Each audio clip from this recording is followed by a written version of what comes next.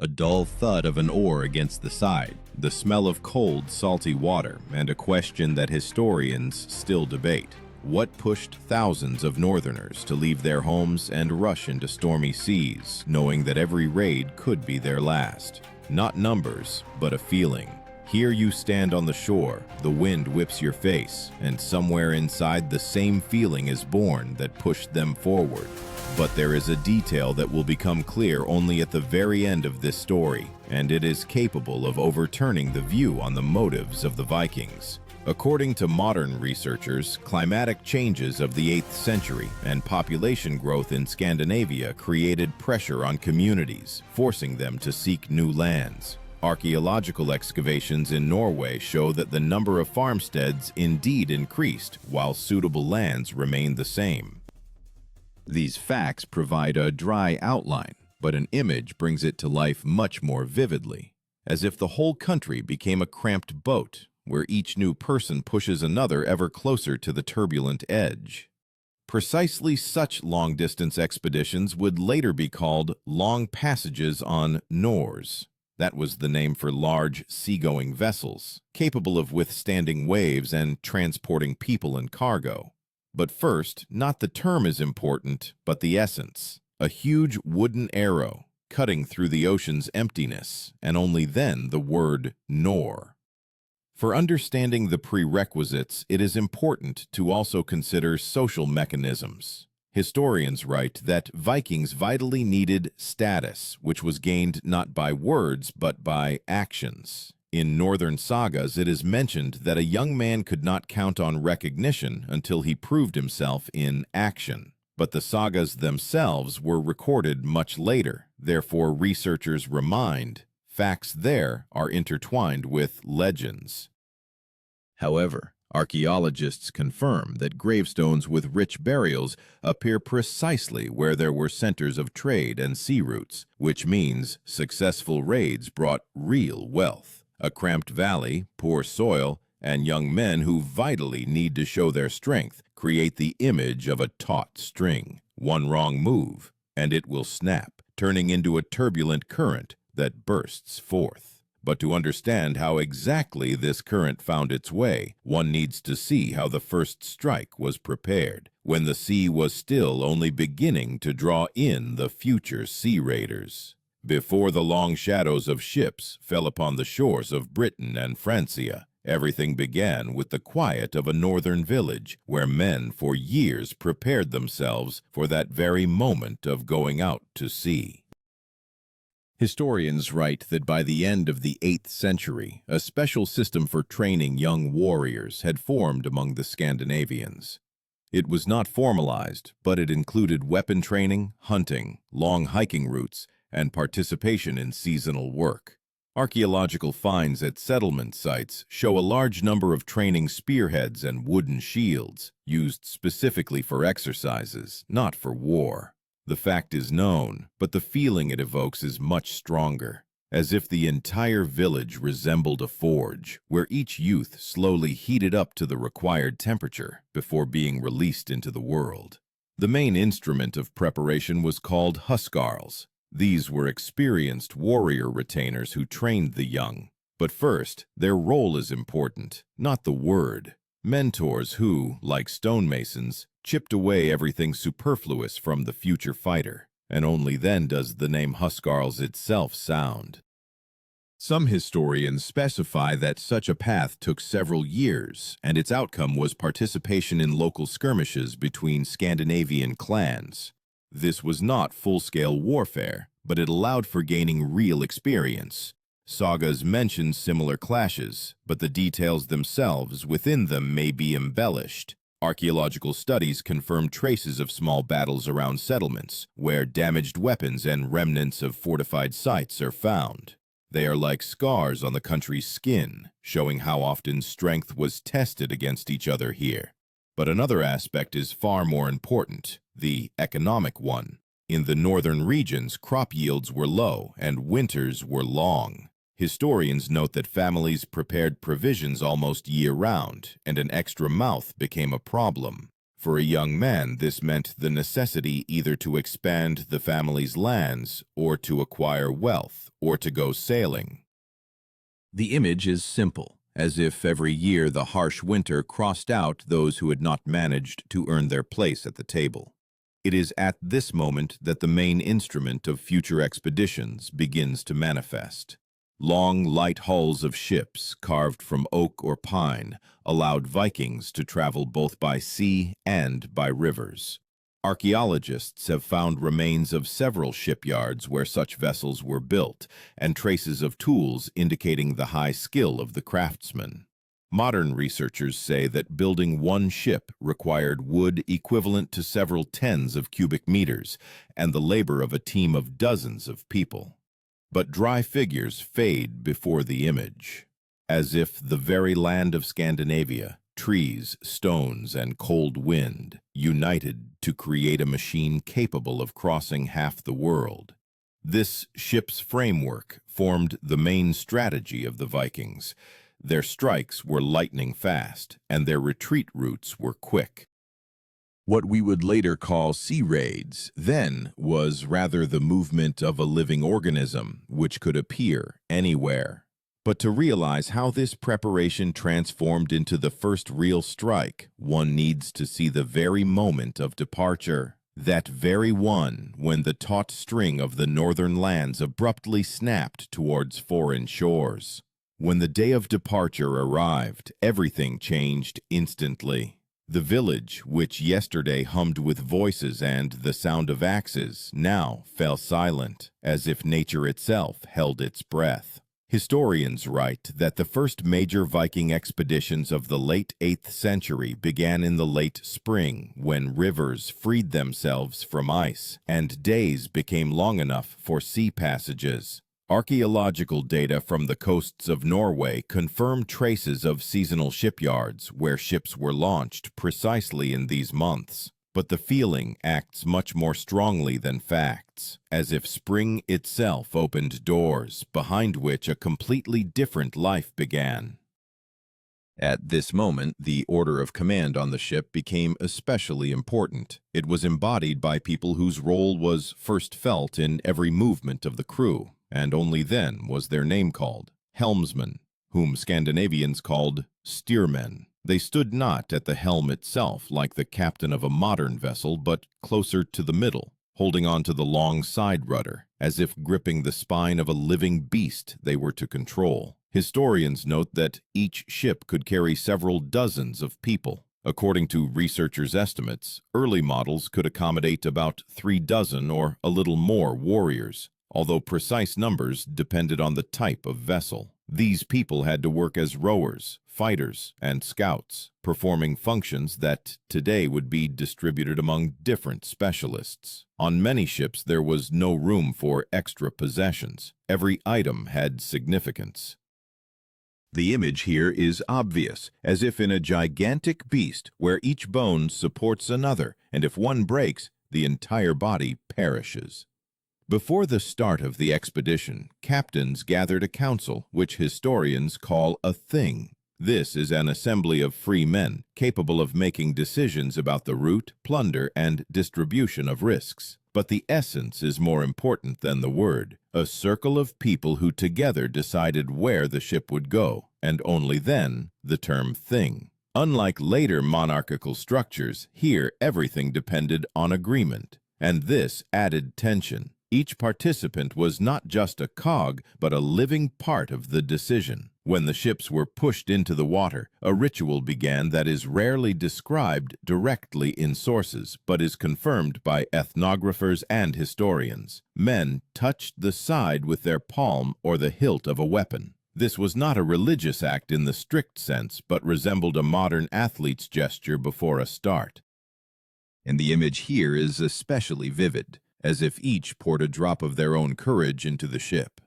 The first stage of the journey passed along the coasts, where Vikings could drop anchor, wait out bad weather, or replenish water supplies. Archaeological finds at stopping points indicate traces of temporary camps, charred bones, and stone hearths that could have belonged to such passages, but the sea almost always dictated its own terms. The wind could push ships aside for several days, extending a journey that, under ideal conditions, would have taken less than a week. This contrast, broad hopes and narrow possibilities, turned each departure into a struggle with unpredictability. When the horizon disappeared in the fog and only the rhythm of oars remained, the main test began, the passage to foreign shores, where every mistake could mean destruction. But it was there that the famous element of surprise was born, thanks to which the first raids became legends, written about by monks and feared by entire kingdoms. To understand how this strike was delivered, one must see what happened at the moment when the walls of Lindisfarne first appeared on the water. When the silhouettes of Lindisfarne emerged in the distant fog, the sea already ceased to be an ally. It became a stage on which the Vikings were to play the first true act of their new history. Historians note that the attack on Lindisfarne Monastery occurred at the end of the 8th century, and it was this episode that European chroniclers described as the beginning of the Viking Age. Monks wrote of the sea blackening with ships, though modern researchers consider this a figurative exaggeration. Most likely, there were few ships, no more than a few dozen. But this fact pales before the emotional picture left by eyewitnesses, the cries of gulls, the ringing of the bell, and the appearance of people whose resolve was stronger than the fear of death. Here, especially important becomes the method of landing, which would later be called a shore breakthrough, a rapid driving of the ship onto shallow water so that warriors could instantly disembark onto land. But first, the action is important. The movement, when the hull of the vessel crashes into the sand with an impact, as if releasing outwards the tension of the entire passage, and only then the term shore breakthrough. Such a method allowed the Vikings to appear almost silently and without warning, which made their strikes especially dangerous for unprepared communities. Monastic sources wrote that the warriors moved swiftly and cohesively.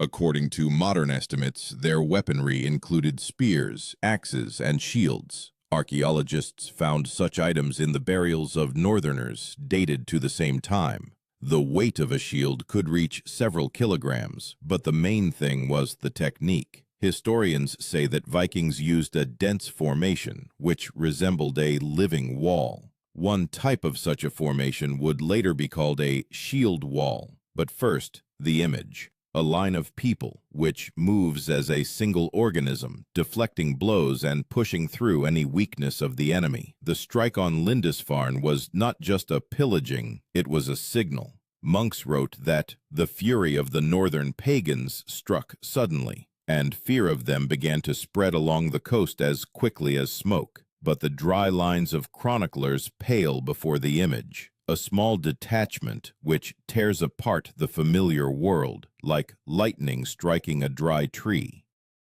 And yet, historians emphasize that this raid was not something monstrously unique for that time. Pirate raids existed all along the coast of Europe, and Vikings only added a new force to this world. However, their main weapon was speed.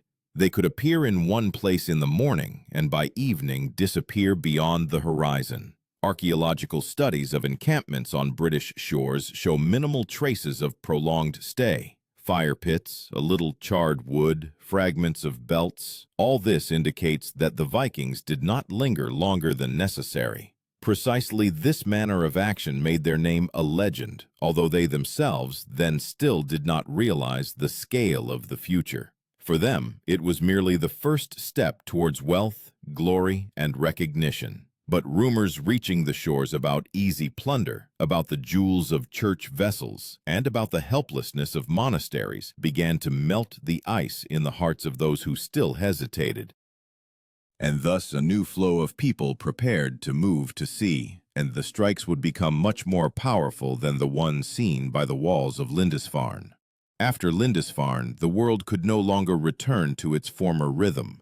Rumors spread faster than ships, and every kingdom along the coast began to feel as if someone's hand was hiding in the fog, ready to deliver a new blow. Historians note that soon after the first raids, Vikings began to act more organized.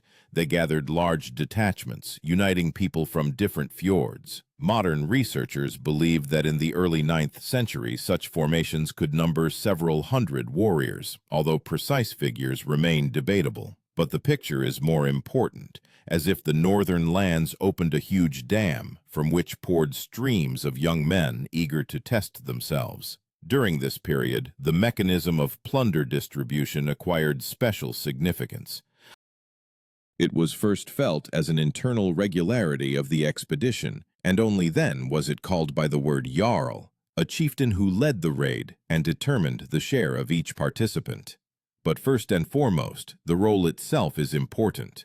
A person who decided who returned home as a hero and who remained on the periphery of society. Historical descriptions mention that plunder was divided according to merit, and even the simplest warriors could receive a share of silver.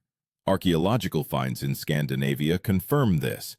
Hoards from this time often contain silver bracelets with characteristic breaks. They could be broken into pieces as a peculiar equivalent of money. With the intensification of raids, tactics also changed. Historians write that Vikings acted not only from the sea. They used rivers as roads, allowing their light ships to penetrate deep into the territory.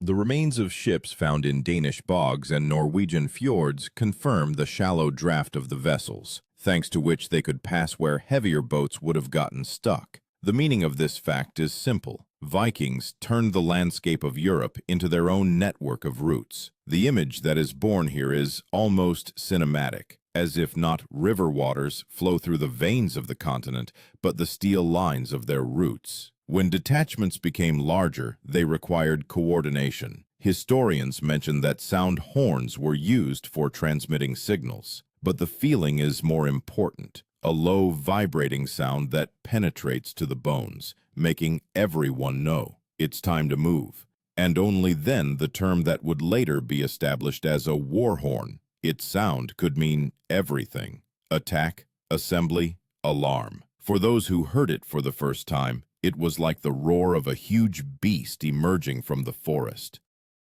The first major raids showed a surprising advantage of the Vikings, their ability to change strategy depending on the terrain. Chronicles write that the Northerners sometimes avoided fortresses and cities, preferring to attack monasteries, trading settlements, and rich estates. But when the target was truly important, they did not hesitate. One such episode concerns attacks on the Frankish coast. Sources say that the Frankish king was forced to fortify ports and introduce additional garrisons. However, archaeological excavations show that many fortifications were still vulnerable to quick raids. The contrast is striking: stone walls against wooden boats, and yet those who move faster win. With the growing scale of expeditions, losses also increased. Historians note that each expedition held risks. Storms could capsize ships, diseases spread in cramped camps, and unsuccessful skirmishes could wipe out an entire detachment. But this only fueled the cult of personal glory. Northerners believed that death in battle was the best outcome, and this idea transformed them into warriors whom fear could hardly stop. The image here is especially powerful, as if each of them stood on the edge of an abyss, but saw not a fall, but an opportunity to soar. Vikings began to build long-term camps in foreign lands. Historians call such camps krud, temporary fortified bases where detachments could winter, repair ships, and prepare new raids. But first, their function is important: a refuge in a foreign world, where the fire of bonfires shortens the night, and walls hastily built from wood and earth become the only defense. Archaeological finds in England and Ireland confirm the presence of such camps. Remains of earthen ramparts, traces of forges, fragments of weapons. They look as if someone in a hurry created small islands of Scandinavia amidst hostile land. Monasteries, cities, trade centers, everything became a target. Chronicles often describe attacks from the perspective of terror and destruction, but modern historians emphasize Vikings acted not chaotically but pragmatically. They chose weak points, planned retreat routes, tried to avoid large armies. Sometimes they even concluded agreements for the payment of silver in exchange for peace. This mechanism would later be called Danegeld, but first it was simply a deal, taking treasures not with a sword but with a hand outstretched for ransom. However, the further the Vikings ventured into Britain and Frankish lands, the more obvious it became that simple raids were no longer enough. Individual detachments began to unite into entire armies, which could conduct prolonged campaigns. In some cases, historians note the presence of thousands of warriors, although precise figures are still debated. The image of a large-scale movement is inevitable, as if a single storm gaining strength, uniting many small winds into one destructive torrent. And yet, even this storm was not the peak of their power. Ahead awaited a culmination when Vikings not merely plundered shores, but began to seize lands, change political borders, and become part of the world they had previously only attacked. It is precisely there that the threads of this story lead, to the moment where a strike ceases to be a raid and transforms into a conquest. When the northern storm transformed into a constant force, Europe understood. Vikings no longer disappeared beyond the horizon after a raid. They stayed. Historians write that in the mid-9th century, a new stage began. Not just strikes for plunder, but a struggle for territories. In England, the first mentions of a great army appear, a united force consisting of detachments from various jarls. Anglo-Saxon chronicles describe these forces as enormous, although modern researchers believe that it could have been a matter of several thousand warriors. But dry figures provide only a shadow of what was happening. The main truth is a feeling. A land accustomed to isolated raids suddenly hears the steps of an entire army, and each step sounds like a heavy heartbeat. It is at this moment that a new type of political force becomes especially important. Its action is felt in how detachments unite, and only then does the term konungur sound. A military leader whose power is built on successful expeditions and the ability to maintain an alliance. But first, his essence is important. A person who transforms scattered voices of ambition into a single command. Sources recall such leaders cautiously, for chronicles were written by their enemies or descendants. However, archaeological finds confirm the existence of large camps where these united forces could have been located. When Vikings besieged cities, they acted quite differently than during swift raids.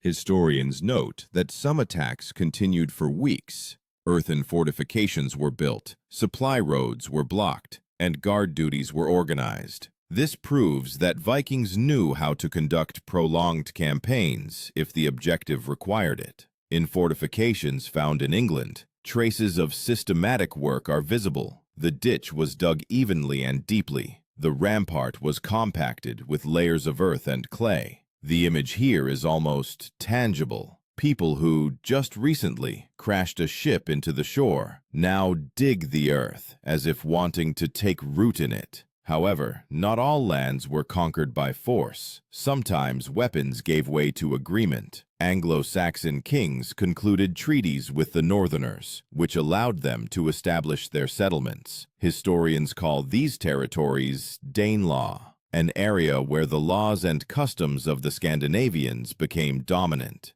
But first, the idea is important, a space where foreign land ceases to be foreign, and only then the word Danelaw. Archaeological excavations confirm the presence of such settlements, houses built according to Scandinavian models, locally forged weapons but of a northern type, and cemeteries where burial rites differ from Anglo-Saxon ones.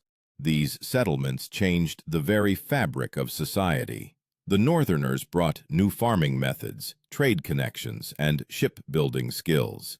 Historians write that in some areas, trade revived, as if blood flowed faster through the veins of lands accustomed to tranquility. But along with this, the Vikings themselves changed. Archaeological data show After 1 or 2 generations, many families fully integrated, adopting local traditions and creating mixed communities. The image here is almost symbolic, like water that melts ice but changes itself in the process. Meanwhile, on the continent, Frankish lands experienced their own series of clashes. Chronicles describe raids on Paris, where the northerners tried to use rivers as siege routes. Modern researchers confirm that the siege of Paris lasted long and became one of the largest confrontations of that time. But even this scale did not provide a full answer to the main question: what drove the Vikings? Glory? Gold? The need to find new lands? Historians differ, but archaeology gives us a clue. Hoards of silver, hidden far from their homeland, suggest that their motives were more complex than any single explanation. The furthest expeditions led them to Spain, Italy, and to the east, along Russian rivers to the Black Sea. Chronicles of the eastern lands describe the northerners as Rus, merchants and warriors who could be both diplomats and mercenaries. However, it is important to understand, different sources speak of different groups of people, and scholars emphasize that this question remains debatable. But the image that emerges is powerful, as if the north wind learned to change direction, not only destroying, but also creating bridges between cultures. And yet, the culmination of this story is not in victories or conquests. It is in that moment when the Vikings, once boys in cramped Scandinavian valleys, began to return home not only with plunder, but also with a new understanding of the world.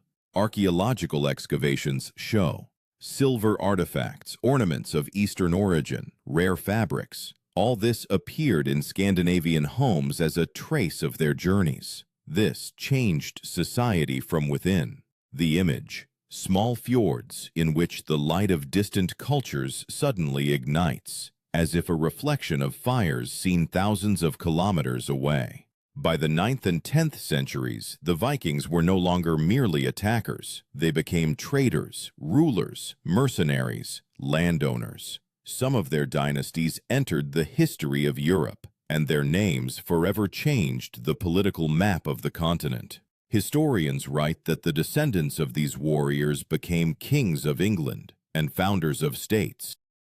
But ancient bones found by archaeologists still bear the traces of people who once raised an oar and faced the cold sea.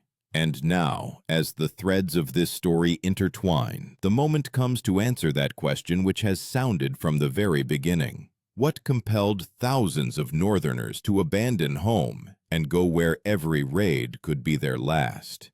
The answer is not in a single motive, and not in a single legend. It is in the human desire to overcome boundaries, those drawn on maps, and those that reside within. And here, a personal question inevitably arises for you. Could you, leaving everything, step into the icy water and make a choice that would change not only your destiny, but also the destiny of entire peoples?